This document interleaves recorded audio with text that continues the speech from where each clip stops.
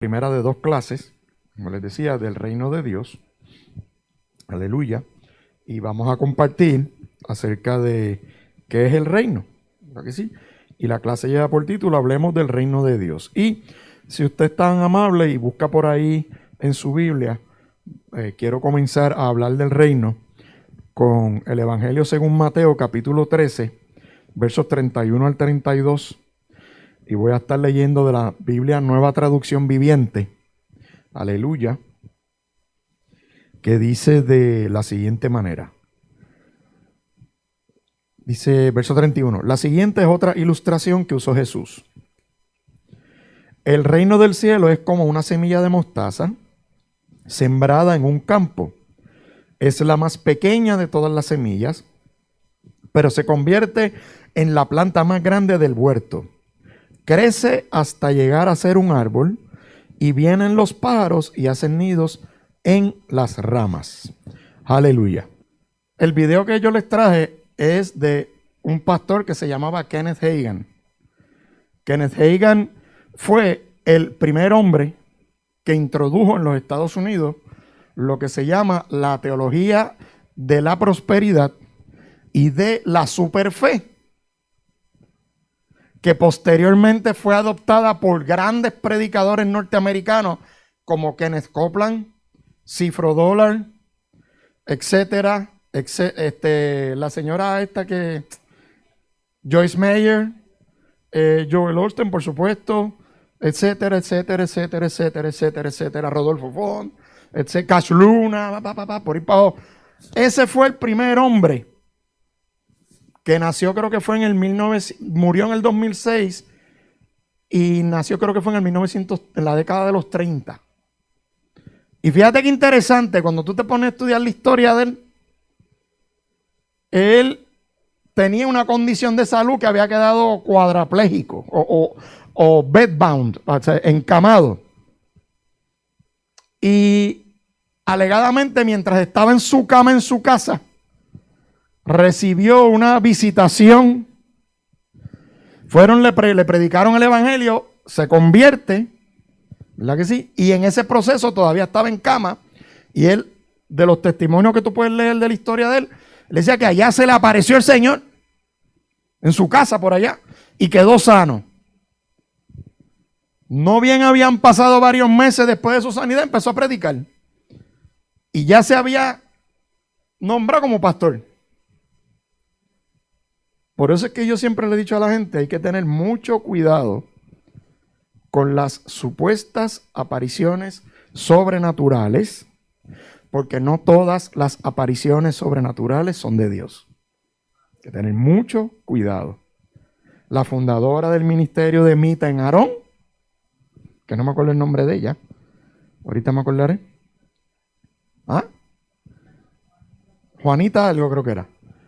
Cuando usted estudia la historia, y aquí hemos dado clases de religiones comparadas, cuando usted estudia la historia del fundador de la Watchtower, del fundador de los mormones, etcétera, etcétera, etcétera, son personas que en algún momento dado se aíslan de la doctrina y aparece José Luis de Jesús Miranda.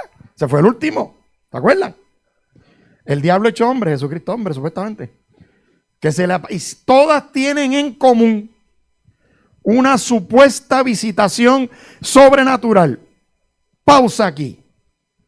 Yo creo en las visitaciones sobrenaturales de Dios. Pero las visitaciones sobrenaturales de Dios nunca te van a llevar a crearte una vertiente independiente de la doctrina de la iglesia, como le ha pasado y desde el ejemplo que te acabo de traer. Estudia un poco más de la vida de ellos para que veas.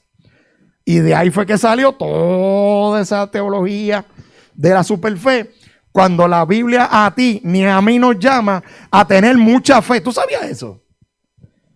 ¿Usted sabía que la Biblia en ningún sitio dice que tú tienes que tener mucha fe? O la Biblia te dice que con que tú tengas un poquito de fe, lo grande lo hace Dios. Por eso yo nunca he creído en la superfe. Porque el que tiene el traje de Superman es Dios. Él es el superhéroe, no soy yo. El todopoderoso es Él. Así que la Biblia te dice a que tengas la fe como una semilla de mostaza. Interesantemente, cuando hablamos del reino, Jesús utiliza en Mateo 13:31 la semilla de mostaza como una dentro de su parábola para traernos una enseñanza acerca del reino de los cielos, el reino de Dios. Trajimos la semilla de mostaza o esta parábola, se la seleccionamos con la guianza de Dios como una introducción al tema del reino de Dios por una razón fundamental. Y es que cuando tú te vas a los evangelios, Jesús utilizó mayormente las parábolas para enseñar acerca del reino de Dios. El quien trajo las enseñanzas más profundas acerca del reino fue el Señor Jesús. Y el Señor Jesús habló del reino mayormente a través de parábolas. Si usted anote por ahí Marcos capítulo 4, yo te lo voy a leer, pero anótate por ahí para que tú veas en tus notas. Marcos 4, 33 y 34. Mira lo que Jesús, te voy a leer lo que Jesús, cómo este asunto de las parábolas, Jesús las utilizaba. En Marcos 4, 33 al 34 dice, Jesús empleó muchas historias e ilustraciones similares para enseñar a la gente tanto como pudieran entender. De hecho, durante su ministerio público, nunca enseñó sin usar parábolas. Pero después, cuando estaba a sola con sus discípulos, les explicaba todo a ellos. Oye, qué hermoso es el Señor.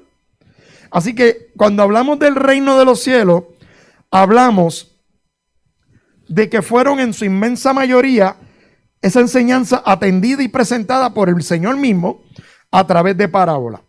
Pero si nosotros buscamos lo que es una parábola, para entender qué es eso de una parábola, pues mira, el término parábola es una transliteración del griego que viene del griego parabolé. ¿Ok?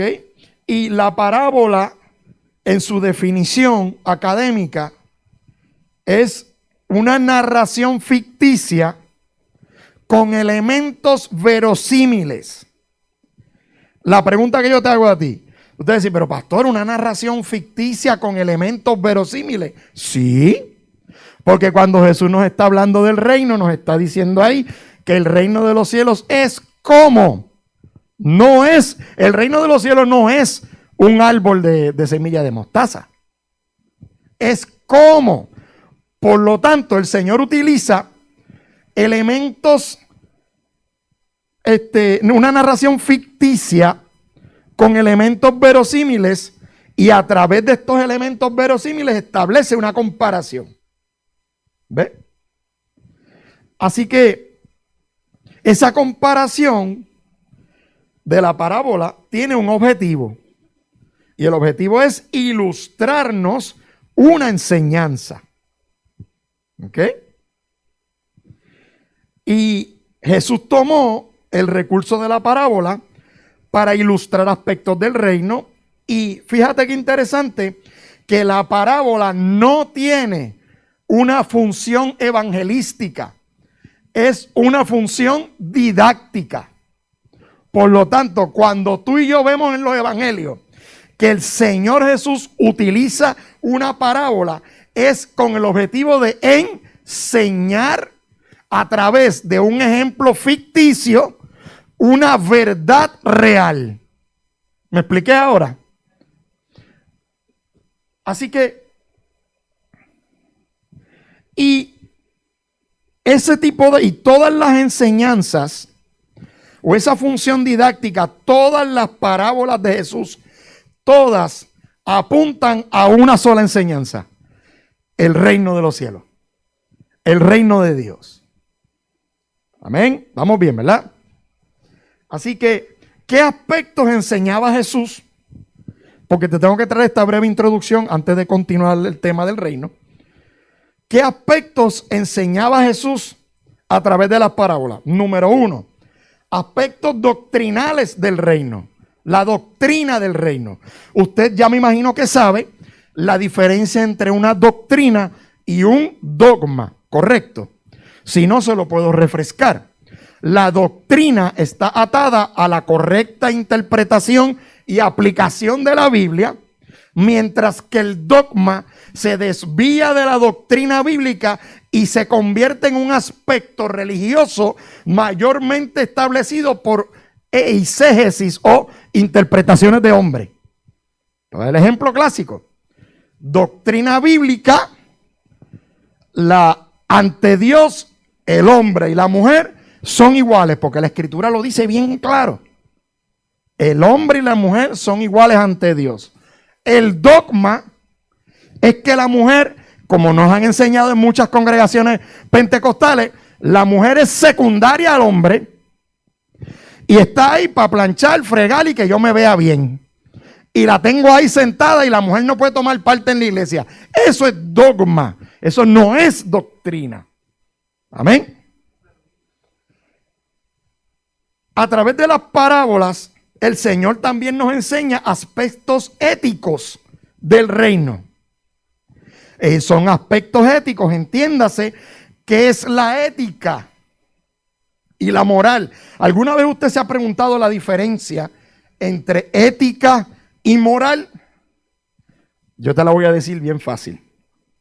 Ética es la moral puesta por escrito. Por ejemplo, código de ética. ¿Cuántos de nosotros hemos escuchado el código de ética? En los trabajos, en la política. Que si el legislador o la legisladora tal violó el código de ética. El código de ética no es otra cosa que un documento que recoge las disposiciones y prácticas morales que se esperan de nosotros. Por lo tanto, cuando el Señor Jesús habla y enseña en las parábolas aspectos éticos del reino, nos está llevando el Señor a las escrituras que contienen. Por eso el Señor siempre citaba las escrituras muchas veces. Y él decía: yo no he venido a abrogar la ley, yo vine a cumplirla. Y hace referencia a ¿qué? A la ley moral de Dios puesta por escrito, entregada al pueblo. Esa es ética. Así que cuando usted se refiere a una persona, usted puede pensar y decir: el hermano o la persona tal no tiene ética. No, lo que no tiene es moral. Una persona inmoral es una persona que no guarda relación alguna con las disposiciones correctas que Dios ha establecido de conducta humana y espiritual. ¿Me siguen? Tercero, la enseñanza que el Señor nos trae del reino a través de las parábolas, aspectos salvíficos del reino. ¿Cuántas veces hemos visto a través de las parábolas enseñanza de la salvación del hombre? ¿La que sí? Número 4. Esos son los 3 aspectos. Aspectos doctrinales, aspectos éticos y aspectos salvíficos. Dentro de los aspectos salvíficos tenemos la parte escatológica, la parábola de las 10 vírgenes, ¿verdad que sí? Así que la parábola del rico y Lázaro. Y usted va a decir: pero pastor, ¿qué tiene que ver la parábola del rico y Lázaro con la escatología? Porque recuerde que yo le enseñé una vez en la clase que yo di yo no me acuerdo cuándo fue, de escatología hace varios años atrás, en la cual la escatología se compone de 2 cosas. Usted sabe lo que es escatología, ¿verdad? Pues estoy partiendo de la premisa que todos sabemos lo que es escatología. Escatología es la rama de la teología que estudia los eventos del fin. Y mucha gente asocia escatología con Apocalipsis y eso está mal. Porque el Apocalipsis cae dentro de una de las 2 ramas de la escatología. La escatología se divide en 2 grandes vertientes. Escatología general, o como se conoce, anteposhistórica, que es la escatología universal. Lo que Dios va a hacer: cielos nuevos, tierras nuevas. Dios va a eliminar el universo entero y va a crear todo nuevo. Planetas, la tierra va a ser cambiada. Esa es escatología general, universal. Y la otra dimensión de la escatología es la escatología individual. ¿Qué pasa conmigo después de la muerte? Por lo tanto, cuando Jesús hace uso de las parábolas, en algunas instancias utiliza parábolas escatológicas desde un punto de vista general, universal, y otras escatológicas desde un punto de vista personal. Por eso es que la parábola del rico y Lázaro tiene una gran enseñanza acerca del futuro de la gente, de lo que viene después de la muerte. Así que la parábola, esto es bien interesante porque la parábola no es para ilustrar aspectos de la ley. Déjame explicarte esto, porque esto es bien importante. Esto yo lo aprendí hace tiempo, en una de las clases que yo estaba estudiando de ciencias bíblicas. Me encantó lo que aprendí. Aproximadamente existen entre 38 a 40 parábolas de Jesús en los evangelios, más o menos. Puede que haya un poquito más, puede que haya un poquito menos. Por ahí andan. Dice la academia que el 60% de las parábolas de Jesús que están en el Nuevo Testamento y que nos están enseñando el reino, aspecto del reino, son adaptaciones que Jesús hace de parábolas o enseñanzas rabínicas que ya venían bajando por los siglos, por los años, que ya se escuchaban y que el pueblo sabía lo que era. ¿Qué quiere decir con esto? A lo mejor usted está pensando, pero pastor, eso quiere decir que las parábolas Jesús se las copió. No son autóctonas de él. Pues no, él no se las copió. Él las transformó. ¿Por qué? Porque cuando tú te vas a la literatura rabínica, que parte de la tradición oral, ¿cuántos se acuerdan lo que aprendimos en hermenéutica? La tradición oral. Los rabinos le enseñaban a su gente y enseñaban en la sinagoga y enseñaban a las personas en parábolas también. Fíjate, Jesús no se inventó la parábola, Jesús la utilizó.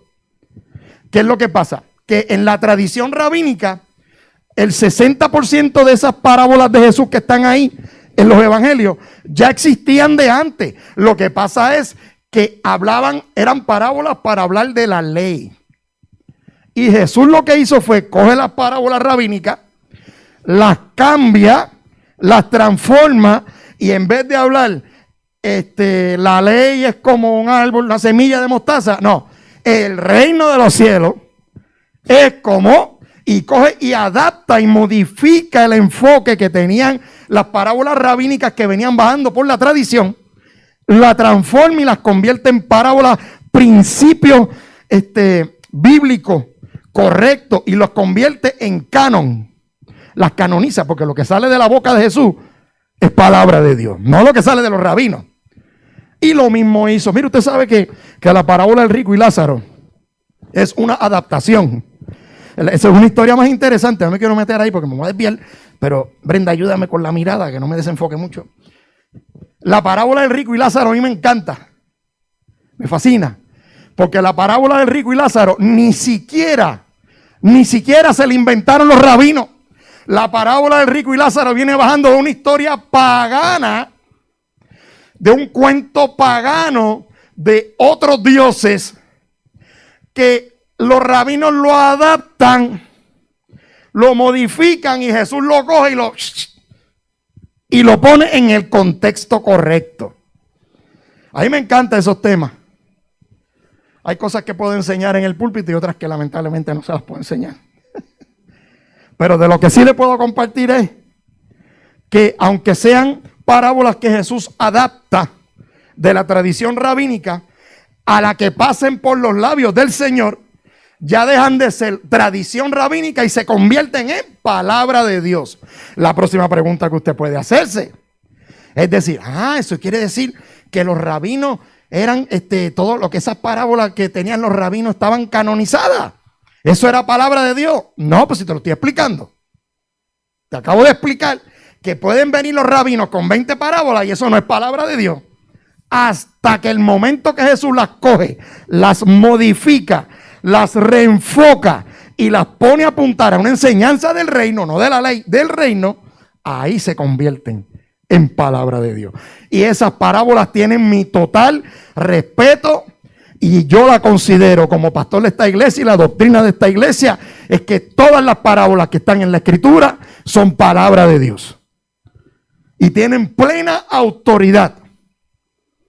Por eso es que yo le he dicho, cuando usted lea los evangelios, observe detenidamente todo lo que sale de la boca de Jesús para ver si es o no verdad que hay mucha gente que ataca lo que el propio Jesús enseña. Y uno de los principios que yo te enseñé en hermenéutica, que lo que sale de Jesús va por encima de cualquier interpretación que nosotros podamos hacer. ¿Me vas entendiendo? Así que, como hablamos ya de que Jesús hablaba en parábola, así que te voy a romper un poquito más la enseñanza del reino parabólica en varias finalidades. Ya te expliqué ahorita y te dije cuáles eran los aspectos que Jesús enseñaba del reino, ¿verdad que sí? Aspectos doctrinales, aspectos éticos, aspectos salvíficos. Ahora yo quiero que tú y yo entendamos un poco más de cuál es la finalidad de hablar del reino en parábola, porque es imposible que yo te traiga una enseñanza del reino y no te hable de las parábolas, porque las enseñanzas más brutales del reino en el Nuevo Testamento salieron de la boca de Jesús y de las parábolas. Así que podemos decir que la predicación de Jesús en parábolas cumple con como mínimo 3 finalidades. ¿Para qué él usó? ¿Para qué? ¿Para qué? La primera, comparaciones para enseñar los secretos del reino. Fíjate qué interesante, porque el reino de los cielos sí tiene sus secretos, porque no todo nos ha sido revelado, hermano, ¿verdad? Por lo tanto, Jesús empieza a enseñar los secretos del reino. Número 2, para invitar a la gente al arrepentimiento y la conversión. Y ahorita yo te voy a explicar esta parábola para que tú veas, a lo mejor si tú estás pensando y si tú estás conectado conmigo, a lo mejor tú estás adelante que yo y pensando, ¿y qué tiene que ver esto con la semilla que el pastor dice que es la parábola? ¿Qué tiene esto que ver? Pues si tú lo que estás pensando en que le tienes hambre y que vas a almorzar ahorita y que yo no sé por qué me tocó venir, oye, el pastorcito este está dando clase, pues para que te chupe el limber, yo voy a predicar después también, ¿sabes? Para que sigas ahí con fe. Ya acuérdate que siempre que te lo digo, siempre que me toca la tanda completa, yo te lo digo, para que ore al Dios del cielo. Y entonces, pues, para invitar a usted me conoce, hermano, toda la vida he sido así, siempre enseño de esa forma y siempre me gusta vacilar para que usted llore o se ría conmigo. Entonces, para invitar a la gente al arrepentimiento, hermano, Jesús a través de las parábolas invitaba a la gente al arrepentimiento. ¿Y a qué? Y a la conversión. Y la tercera finalidad o propósito es para disponer el corazón para vivir las enseñanzas del reino. ¡Wow! ¡Qué hermoso es el Señor Jesús! Número 1, para enseñar los secretos del reino. El Señor enseña en parábola. Número 2, para invitar a la gente al arrepentimiento y a la conversión. Te enseño el secreto, te lo revelo, te llamo a conversión, de arrepentimiento y conversión. Y ya que estás aquí, disponme para disponer el corazón para vivir las enseñanzas. Tú sabes que cuando tú analizas eso tiene como un orden lógico. ¿Verdad que sí? Primero te enseño los misterios del reino. ¿Qué es el reino? ¿Qué Dios ha dicho que es el reino? ¿Cómo se ha establecido el reino? Segundo, te llamo a que te arrepientas y a que te conviertas. Y una vez te arrepientes y te conviertes, entonces entregas tu corazón al Señor y ahí el Señor te enseña a vivir de acuerdo a los principios del reino. Tú y yo nunca vamos a poder vivir de acuerdo a los principios del reino si no nos hemos arrepentido y no nos hemos convertido. Búscate en las Escrituras. Si mi memoria no me falla, yo sé que está en los sinópticos y me perdonan. Si mi memoria no me falla, está en Mateo. ¿Cuál fue la primera prédica de Jesucristo? La primera, uno de los 3, Mateo te pone, creo que la primera palabra que salieron de la boca de Jesús. Y te lo voy a recitar en la Reina Valera del 60. Arrepentíos y convertíos, porque el reino de los cielos se ha acercado. Por eso es que nosotros no podemos separar la enseñanza del reino del arrepentimiento y la conversión. Entonces yo veo iglesias, comunidades de fe, que dicen, no, de aquí se predica el reino. Y cuando tú te pones a analizar lo que predican, es el reino como si ellos fueran embajadores. No me voy a meter ahí, no se asuste. Tenga paz. Tenga paz. Pastor, es que nosotros somos embajadores.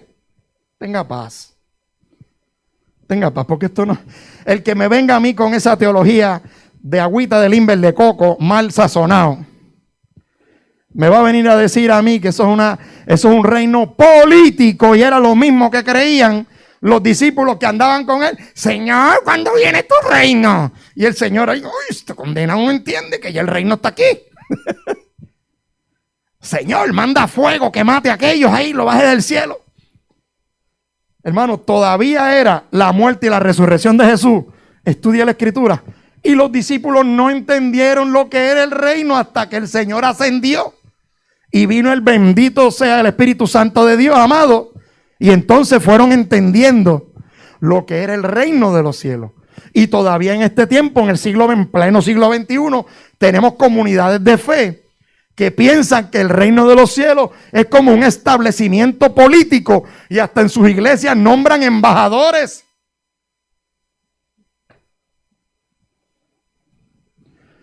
Así que hay que tener cuidado con esas cosas. Bueno, en resumen, las parábolas en el contexto de la enseñanza del reino tienen una doble finalidad: invitar a la conversión y que aprendamos las cosas. Así que nosotros, los que somos receptores de las enseñanzas del reino, a través de las parábolas no podemos discernir ni entender si primero no cambiamos nuestros corazones. Cuando hablamos ahora de la parábola de semilla y mostaza, que tenemos ahí, Mateo 13, 31 y 32. Ay, padre, se me fueron ya media hora hablando de eso. Todo un problema. Cuando hablamos de esta parábola, yo quiero compartir contigo que podemos aprender varias cosas en el contexto de su enseñanza acerca del reino. Contrario a otras parábolas que usted ve que Jesús te da la parábola y te la explica y te dice lo que es, esta parábola Él no la explica. Sin embargo, aparece en los evangelios sinópticos, que es en Mateo, Marcos y Lucas, y tiene una interpretación que ha sido más aceptada para este tipo de parábola y la quiero compartir contigo, que puede sugerir una comparación entre la semilla de mostaza y la iglesia. ¿Verdad? Porque la iglesia es parte del reino. ¿Verdad que sí? La iglesia es parte del reino. Lo que pasa es que todavía la iglesia está esperando que venga el reino de Dios. Y no nos hemos dado cuenta que ya tú y yo somos una manifestación del reino de Dios en la tierra, y el que está esperando que avancemos es Él. Porque la Biblia dice que Él no ha venido, no porque haya olvidado su promesa, sino porque no quiere que ninguno se pierda, dice Pedro, ¿verdad? Por eso es que Cristo no ha vuelto. Porque nosotros estamos esperando que venga el reino y el reino está esperando que lo avancemos nosotros. Y que prediquemos el reino nosotros, que vivamos el reino nosotros, que llamemos a conversión, evangelicemos, sanemos, hagamos milagros, prediquemos, enseñemos la Biblia. Pero no, la iglesia está esperando que venga el reino y el reino está esperando que la iglesia avance el reino. Qué problema, ¿verdad? Así que Lucas, esta interpretación, como te dije, tiene que ver, sugiere una comparación entre la semilla de mostaza y la iglesia, ¿verdad que sí? La iglesia en el contexto de la semilla, porque dice, la siguiente es otra ilustración que usó Jesús: el reino del cielo es como una semilla de mostaza sembrada en un campo. La semilla de mostaza, que es bien chiquitita, aquí la hemos traído para enseñanza. Así que la iglesia en el contexto de la semilla nació bien pequeñita. ¿Cómo nació la iglesia? Cuando Jesús asciende, el grupo de los discípulos, los apóstoles, un grupo chiquitito. Pues así empieza el reino. ¿Qué te dice? Es como una semilla de mostaza sembrada en un campo. Fue sembrada en el campo. ¿Y cuál es el campo? El mundo. La iglesia fue sembrada en el mundo. ¿Por quién? ¿Quién es el sembrador? ¿Quién es el sembrador en las parábolas? Hermano, no me mire con cara asustado. ¿Quién es el sembrador en las parábolas? ¿Usted sabe quién es el sembrador? Jesús. El sembrador salió a sembrar. ¿Es que sí? Así que con el tiempo, y te dice, el verso 32, es la más pequeña de todas las semillas, pero se convierte en la planta más grande del huerto. ¿Verdad que sí? Con el tiempo, la planta se hace grande y fuerte como un árbol, la iglesia. Y eso se parece a lo que dice el Salmo 1. Mira, te lo voy a leer. El Salmo 1 dice, del 1 al 3, te dice: qué alegría para los que no siguen el consejo de malos, ni andan con pecadores, ni se juntan con burlones, sino que se deleitan en la ley del Señor, meditando en ella de día y de noche. Mírate el verso 3 del Salmo 1. Son como árboles plantados a la orilla de un río, que siempre dan fruto a su tiempo y sus hojas nunca se marchitan y prosperan en todo lo que hacen. Los creyentes somos comparados como el árbol. Y ahí el salmista estaba profetizando. ¿Verdad que sí? Así que, pero mira qué interesante. Pero se convierte en la planta, verso 32. Es la más pequeña de todas las semillas, pero se convierte en la planta más grande del huerto. Crece hasta llegar a ser un árbol y vienen los pájaros y hacen nidos en las ramas. Si la iglesia es el árbol plantado en el mundo, que crece grande y fuerte, que dice, crece hasta llegar a ser un árbol, ¿quién usted cree que son los pájaros que vienen a anidar en la semilla, en la rama? Pues la interpretación más aceptada de esta parábola es que los pájaros es una representación del maligno. ¿Ok? Del maligno, de la falsa doctrina, la persecución, la herejía, la oposición. La palabra dice que los falsos maestros salen ¿de dónde? De la propia iglesia. Estudie la historia de la primera iglesia para que usted vea que los grandes herejes que promulgaron herejía eran gente que se habían convertido y después se rechazaron el evangelio, entre otras cosas. ¿Verdad que sí? Así que obsérvate que, y te dice, herejías, oposición, anidan en las ramas, hermano. La oposición siempre va a estar ahí. Y típicamente te voy a dar una escritura para que tú veas que al maligno típicamente se le asocia con este tipo de ave. Vaya conmigo, o no vaya, anote por ahí si quiere, yo se la voy a leer en el interés del tiempo. Pero anote por ahí Mateo capítulo 13, versículo 24 al 30, que es la parábola del sembrador. Y dice, leyendo de la Nueva Traducción Viviente, comenzando en Mateo 13, en el 24, dice, la siguiente es otra historia que contó Jesús. El reino del cielo es como un agricultor que sembró buena semilla en su campo. Ve de nuevo, el agricultor, la semilla, el campo. Pero aquella noche, mientras los trabajadores dormían, vino su enemigo, sembró hierbas malas en el trigo y se escabulló. Cuando el cultivo comenzó a crecer y a producir granos, la maleza también creció. ¿Verdad que sí? Los empleados del agricultor fueron a hablar con él y le dijeron, Señor, el campo de donde usted sembró la buena semilla está lleno de maleza. ¿De dónde salió? Verso 28, eso es obra de un enemigo, exclamó el agricultor. ¿Arrancamos la maleza? Le preguntaron. No, contestó el amo, si lo hacen, también arrancarán el trigo. Dejen que ambas crezcan juntas hasta la cosecha. Entonces les diré a los cosechadores que separen la maleza, la aten en manojo y la quemen, y que pongan el trigo en el granero. Por lo tanto, en el crecimiento del árbol grande de la iglesia, siempre va a haber, paralelamente con el crecimiento de la iglesia, el trigo y la cizaña va a crecer. Y hay otra parábola que habla del sembrador que tira semillas y vienen los árboles, las aves y se las comen. ¿Verdad que sí? Por lo tanto, hay una relación directa entre este tipo de enseñanza aplicable a la iglesia. Así que a mí lo que me llama la atención es que en esta parábola el Señor nunca dice que el gran árbol de mostaza fuera derribado o fuera menguado. Tampoco dice que el trigo fuera dañado, sino que va a ser separado de la cizaña. ¿Verdad que sí? Así que así es la iglesia, mis amados. No importan las aves que aniden alrededor. Mire, las aves lo que hacen es ensuciar y comerse el fruto. ¿Usted sabía eso? Que eso es lo que el Señor nos está queriendo decir. En el árbol grande que yo planté, en la semillita, que se va a convertir en un árbol grande, siempre van a haber aves anidando. ¿Ok? Y esas aves vienen con dos propósitos.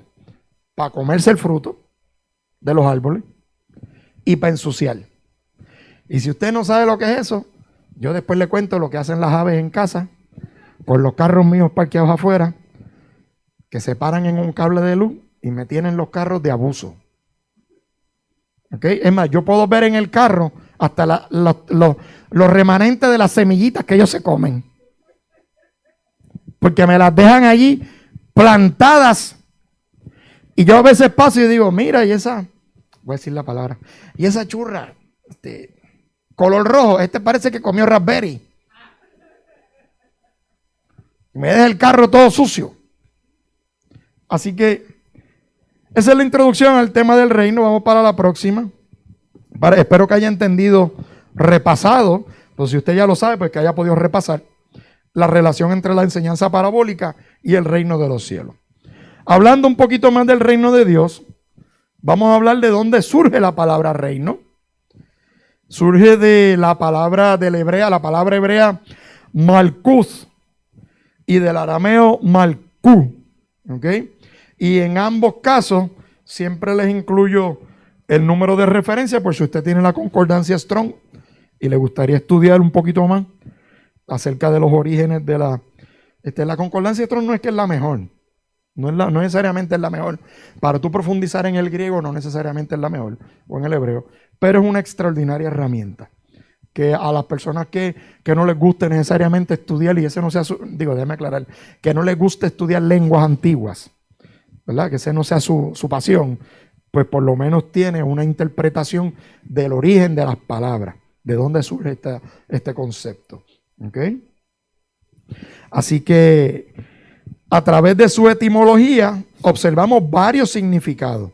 Cuando nos vamos al hebreo y al arameo y empezamos a buscar esas definiciones, encontramos por lo menos 4 definiciones o conceptos que están relacionados al reino de Dios. El primero, la palabra reino en propiedad.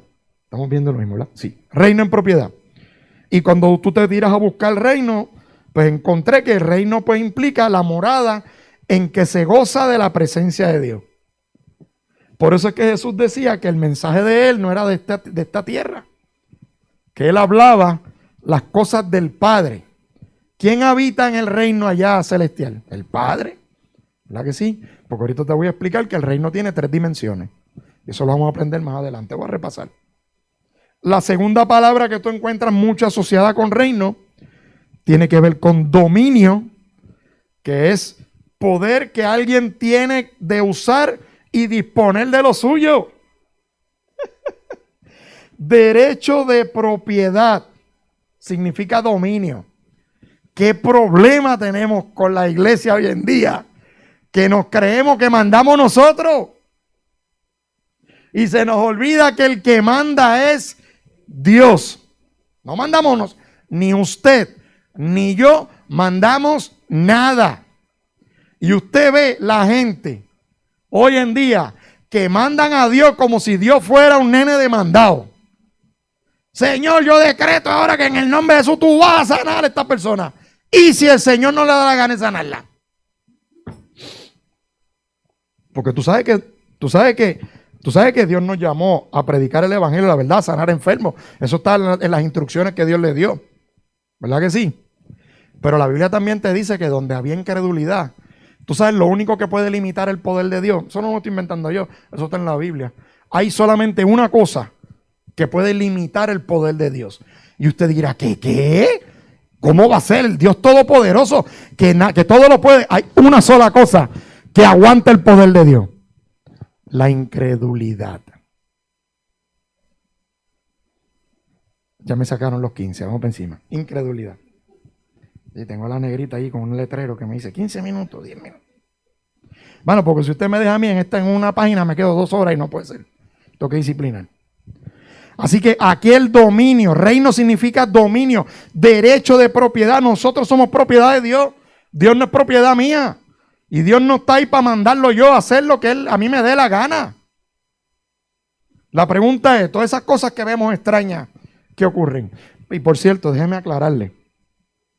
Dios puede usar a cualquiera para imponer manos y la persona puede caer al suelo. ¿Verdad? Eso no quiere decir que todo lo que ocurra es malo. Pero nosotros como cristianos tenemos que aprender a discernir.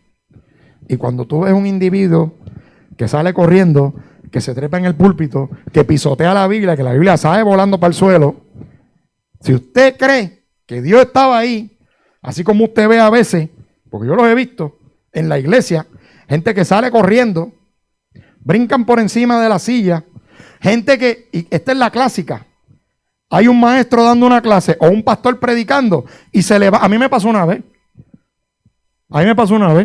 mientras alguien, yo no recuerdo quién era el que estaba predicando, que era un invitado que nosotros teníamos, había una señora sentada por allá atrás en la silla, y mientras el pastor invitado estaba trayendo palabra de Dios, allá salió, así dice el Señor, y empieza arriba, cuca, manda, brinca, monda, muerde, llora, ¡suá! Y empezó a traer una palabra y el pastor predicando, y yo me paré. No, perdóname. Aguántate aquí, porque mientras Dios está usando un predicador o predicadora y alguien se me levanta en medio de esto, interrumpir lo que se está haciendo, está violando la Biblia, porque Pablo dice que todo se hace en un orden. Que cada uno hable en su tiempo. Entonces lo que pasa es que como se ha metido muchas veces, hemos visto la tradición como doctrina, pues yo he visto que hasta predicadores se callan, no que se calle ella. Porque a quien Dios llamó a predicar es el que está parado al frente y hay que darle respeto al que está hablando. Si tiene que traer una palabra, que la traiga después. No te interrumpí. Así que no sé ni por qué me metí ahí, pero por ahí vamos. Gobierno. Gobierno significa la acción y el efecto de gobernar. Es un territorio que tiene jurisdicción o autoridad para gobernar. En el reino de Dios, ¿quién gobierna? El hombre. Gobierna Dios. ¿Y qué gobierna Dios? Todo. Completamente todo. Hasta el diablo que tanto miedo le tiene la gente. Dios lo manda. Ayer yo estaba compartiendo con una pareja hermosa de pastores que Brenda y yo estábamos conversando. Y una de las cosas que yo compartía con ellos fue, estábamos reflexionando los cuatro acerca de los movimientos en la iglesia. Cómo va el creyente, ¿tú sabes? No vamos a estar hablando de Iron Man y mucho menos de Thor. Vamos a estar hablando no lo reprenda el Thor. Pastor, tiene que sanar. Entonces, estamos hablando en general, compartiendo como pastores temas de la iglesia. No de la de aquí, sino de unos pastores excelentes que nosotros los conocemos hace muchos años. Y una de las cosas que estábamos hablando, y yo les dije a ellos, mis amados, a la gente tiene que entender que Cristo no vino a la tierra a morir para librarnos del diablo. Usted ve que hay gente que cree todavía en el siglo XXI que Cristo murió, resucitó para liberarnos del diablo. Hermano, Cristo murió y resucitó para liberarnos de la ira ¿de quién? De Dios. El diablo era lo menos que Dios estaba pensando cuando dijo, vamos para allá abajo a salvar a la humanidad, porque es que si los cojo los mato. ¿Por qué? Porque Dios es santo. Por eso Dios tuvo que instituir la ley de ¿qué? Del sacrificio, ¿se acuerdan? Los animales y toda la sangre. Había que romper eso ya. Por eso Dios, a través del sacrificio de Cristo, reconcilia al hombre con Dios. Hombre, no me venga usted a mí que vino a salvarnos el diablo. El diablo es un mosquito que hay dando vueltas por ahí que hay que echarle fli y reprenderlo en el nombre de Jesús. Soberanía, reino significa soberanía. Soberanía de la palabra soberano. ¿Quién es el soberano aquí? ¿Usted? Pues porque usted quiere hacer lo que le da la gana. No, el soberano es Dios. Dice, de la palabra soberano, que significa que ejerce o posee la autoridad suprema, me quedan 10, suprema e independiente. Muy grande, elevado, extraordinario. Aleluya. La próxima página, vamos a empezar por aquí hasta donde me quede. Cuando ella me diga que me quedan 5, pues ahí termino. Quiero traerte algunos pensamientos introductorios acerca del tema del reino. Cuando hablamos del reino de Dios, el reino de Dios parte de Él mismo, de Dios, de sus atributos. Si Dios es el punto de partida de donde sale todo el conocimiento acerca del reino, quizás podemos aprender del reino, pero nunca lo vamos a entender 100%, porque no hay mente humana que pueda entender a Dios. Podemos aprender de Dios, escuchar a Dios, ver a Dios, pero aprender 100% de Dios, imposible. ¿Usted sabe por qué? Porque el propio Dios ha escogido no revelarnos todo. Y en hermenéutica lo aprendimos. Dios no nos ha revelado todo.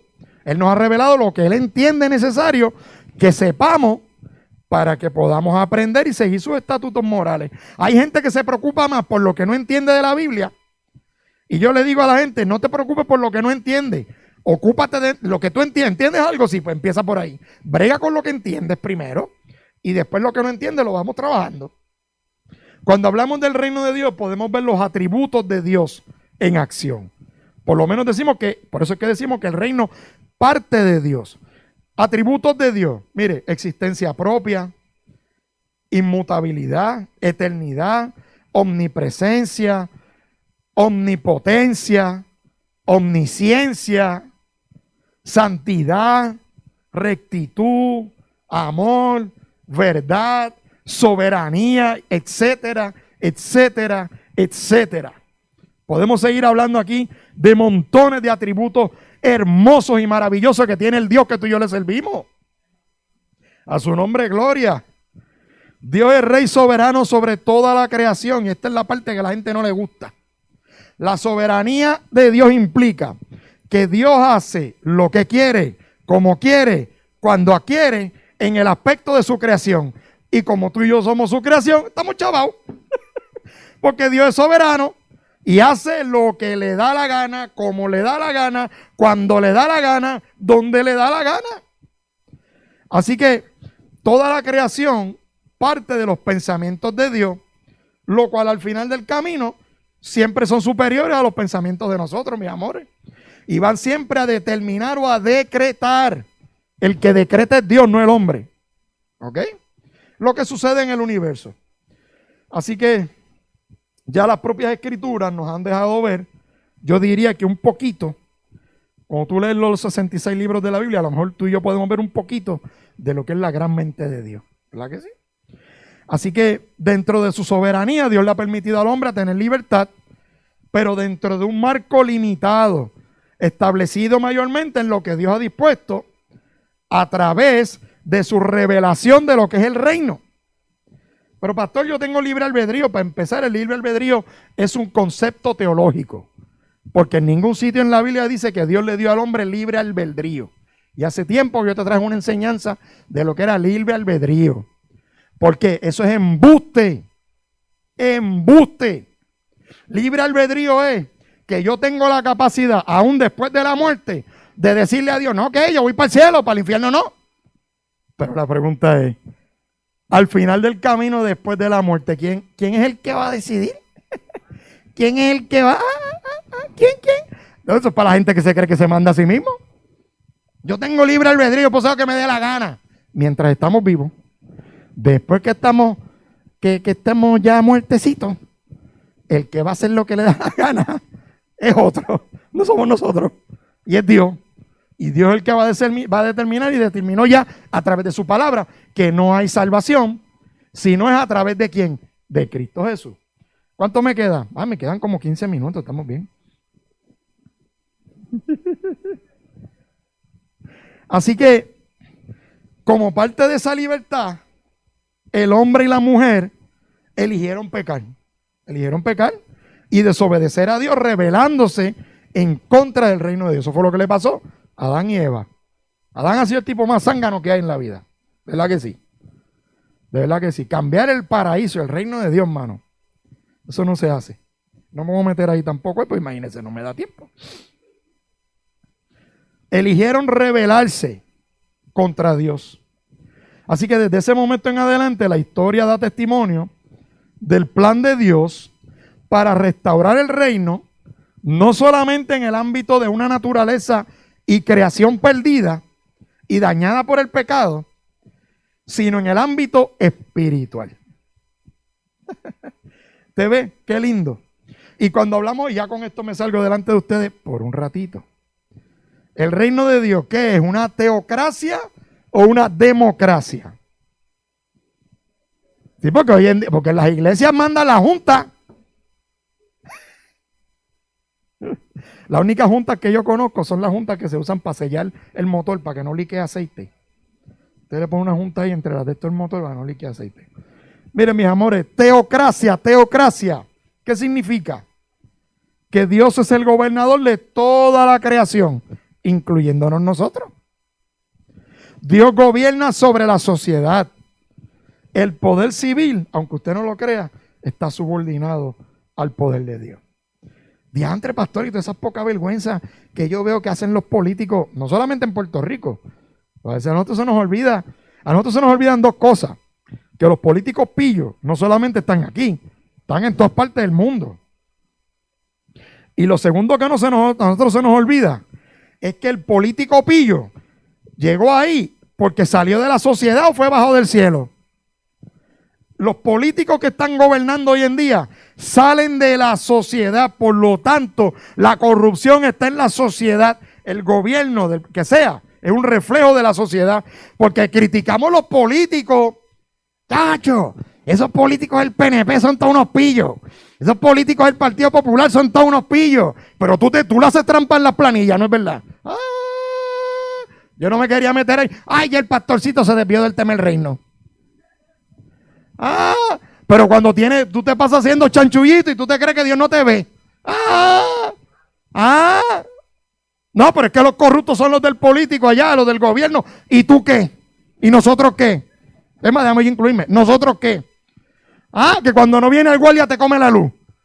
Ah, y después está, alabaré a mi Señor. No, pero los políticos son unos pillos. Ah, no, déjame. ¿Cuánto me cuesta eso? No, déjame ir a ver si consigo esa pieza roba.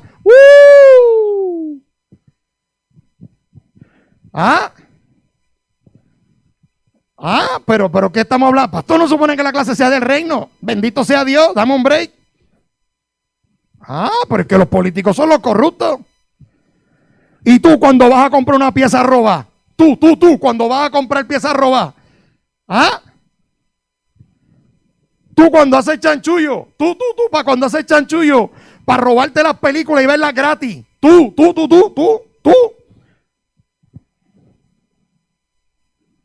¿Se acuerdan en Cable TV hace muchos años atrás que te vendían un black box?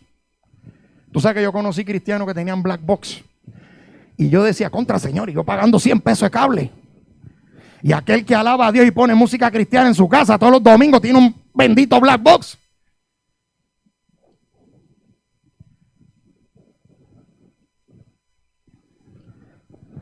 Hermano, yo he venido para enseñarse el reino. Perdóneme. No se moleste conmigo. Y entonces, la democracia, el pueblo, a través de las instituciones y sus representantes, es el soberano. Hermano, no se ponga triste conmigo, ¿sabe? Mire, yo los amo. Porque usted me puede decir, contra pastor, menos mal que me ama. Si no me amara, hermano, lo que pasa es que hay una realidad y usted yo no le voy a pedir perdón a usted por predicarle el evangelio. Déjeme dejar eso claro. Nunca lo he hecho, nunca lo voy a hacer. Pero usted y yo tenemos que reflexionar, hermano. Estamos enseñando un asunto serio aquí. El reino de Dios. Y cuando hablamos de lo que es teocracia o democracia, en la democracia, que gracias a Dios vivimos en un país democrático, en donde usted puede ir y elegir sus gobernantes y sacar al que no le guste. Eso es una bendición de Dios. Pero que no se nos olvide que por encima del estatus político, la organización y la estructura político-social de nuestro país, las tres ramas de gobierno, hay un gobierno que se llama el reino de Dios. Y para mí, usted me perdona, pero es inconsecuente, o sea, es incompatible que usted me diga a mí que estamos hablando del reino, porque tengo que tocar el tema político, y hablamos del reino, y nos comportamos como si no viviéramos en el reino. Entonces, a mí me da coraje escuchar a la gente cristiana que siempre están tirándole a los políticos, y yo digo, ¡caramba! ¿Pero qué es esto? Por eso es que hay políticos corruptos, porque los corruptos salen de adentro del pueblo.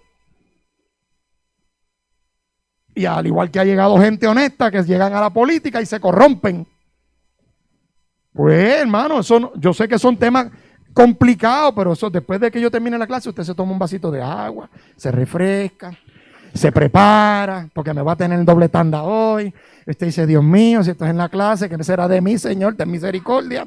En la prédica ahorita. Pero acuérdense que vienen las nenas a cantar, esa hermosura de niñas que cantan aquí. Usted va a tener la oportunidad de levantar las manos al cielo, llevarse al tercer cielo, adorar a Dios y bajarse de nuevo conmigo aquí para cuando me toque predicar. Amén. Así que, hasta ahí lo dejo. La semana que viene voy a entrar de nuevo. Tómese 2 antiácidos para el domingo que viene. No se tómese 2 Pepsi, ¿sabe? Porque el domingo que viene vamos a entrar en lo que es la teocracia.